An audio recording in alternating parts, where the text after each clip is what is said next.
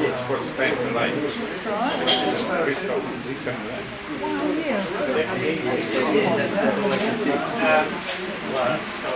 with mixed feelings. They're very mixed, and probably more mixed up than and it's probably because they haven't seen the model yet.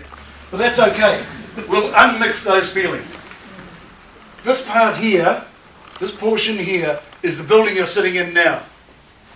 This portion here. The tapered part will be added on out in that direction out there. The turret will be on that side, and of course the roadway along here. Gap down here is this wall between this building and the batch. Inside, there's the little garden centre in there that if you have a look later on, you'll see a bit of a hole in the building over here where next to the lift. That is to be left. Within the building, there will be space, quite a substantial space, allocated to Māori works of art. That's great. And up here, one of those cars, there's a very fresh old park over there.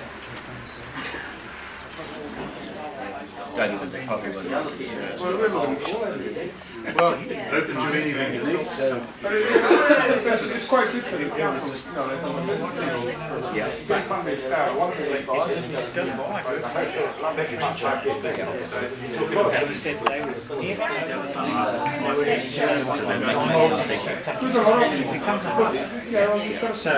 this becomes part of this. There'll be a tourist thing here, but there'll be other things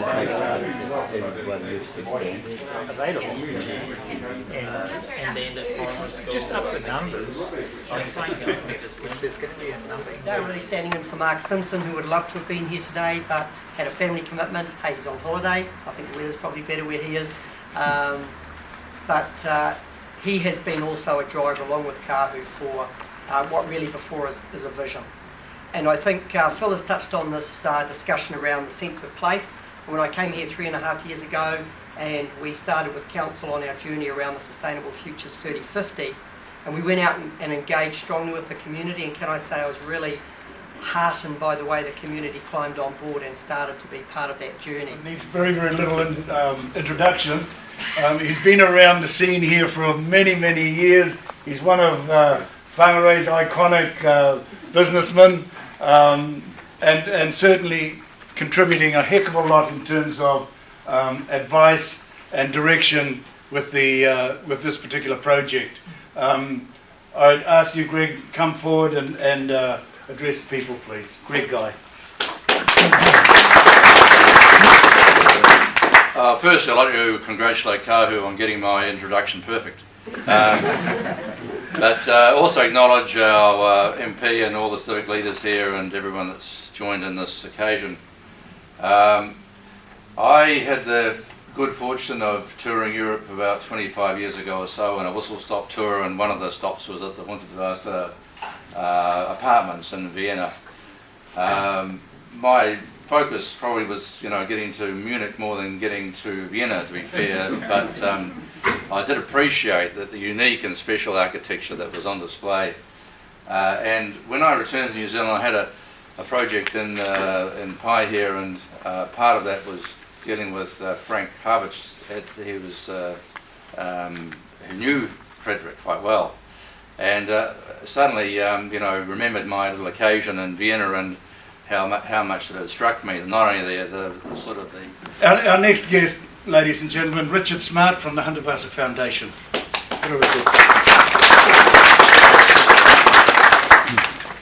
Good morning, everybody. I'm going to read you something from Joram Harel, who's the chairman of the Hundertwasser Foundation. He's based in Europe. He's been to New Zealand a few times. He came to Kawakawa just before the Kawakawa project kicked off, but he can't unfortunately be here at the moment. Perhaps he will be. The Hundertwasser Foundation is Hundertwasser's foundation, to whom he has left in his last will all his intellectual and material possessions. As the holders of the rights to the name and the work of Hundertwasser, We were convinced by the integrity and vision of Representatives Mark Simpson and Kahu Sutherland, who visited the foundation in Vienna, who instead of predicting or speculating about the future, expressed their intention to create the future for Whangarei by coming back to the idea of an art centre in the building that Hundertwasser had personally created and designed for in the past. The concept incorporates a museum shop which will deal with information and documentation material on Hundertwasser, as well as merchandising and objects by Hundertwasser which are internationally distributed, sold, and are also presented in Vienna, Austria, in his museum shop in the Kunsthaus Wien. The museum shop is an important profit centre.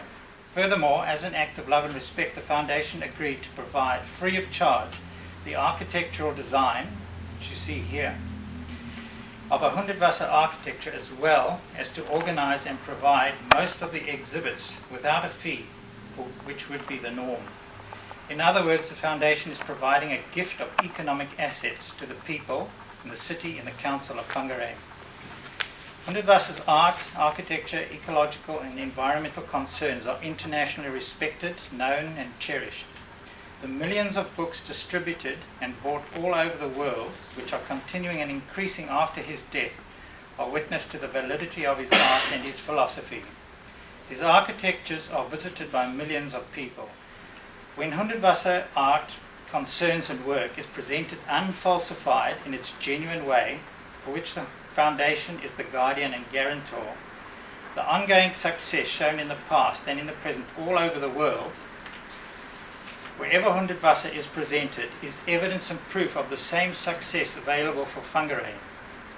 The soul and vibration of the architecture and the power of Hundertwasser's art are a living and unforgettable experience to each visitor.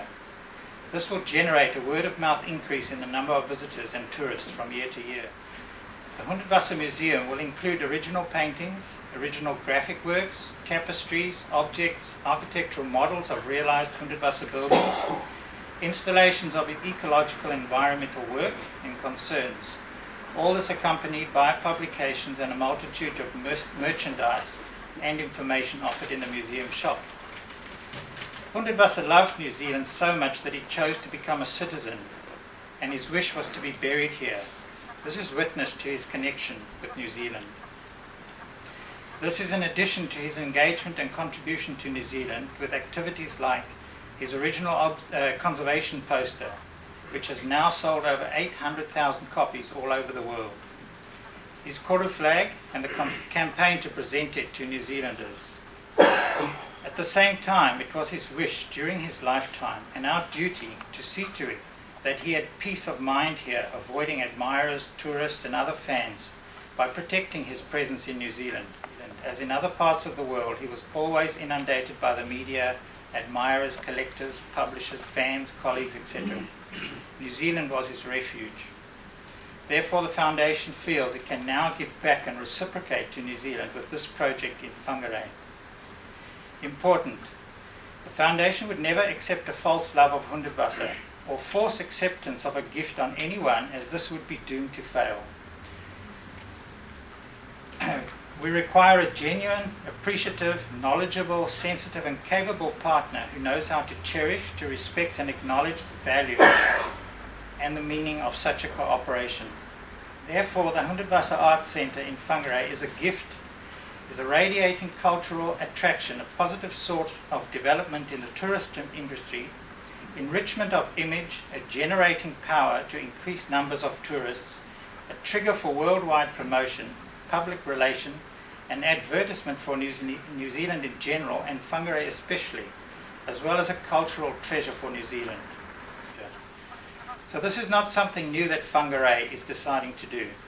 There are proven and successful predecessors of such an idea. This is not an experiment. Thank you.